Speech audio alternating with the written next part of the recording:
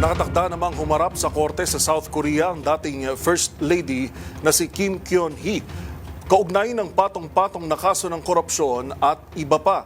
Habang sa korte naman ng Amerika haharap ang mga opisyal ng ilang malalaking tech companies, kaugnay naman ng mga alegasyon na nakakaambag ang social media sa mental crisis ng mga kabataan. Ang mga balita mula sa ibayong dagat tinutukan sa Global Headlines Report ni James Galange. Balita mula sa South Korea. Nakatakdang humarap ngayon sa korte si dating South Korean First Lady Kim Kyun-hee, ang asawa ng dating Pangulong si Yoon Suk-yeol na naharap naman sa kasong insureksyon.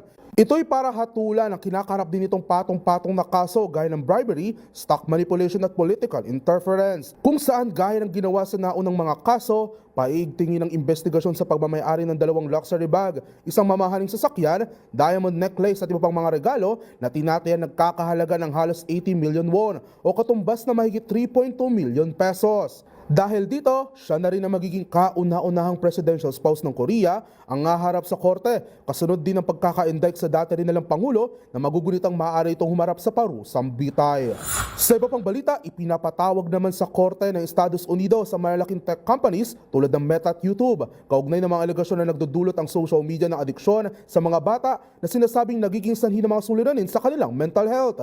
Kabilang ditong isang kaso ng 19-year-old mula California na na-addict umano sa paggamit ng social media dahil sa attention-grabbing design ng mga platform, kung saan isinisisi niya sa mga tech companies ang pagkakaroon niya ng depresyon at suicidal thoughts. Kasalukuyang wala pang pahayag ang TikTok ukol sa mga alegasyon at request for settlement habang inaasahan namang dadalo sa naturang trial si Meta Chief Executive Officer Mark Zuckerberg.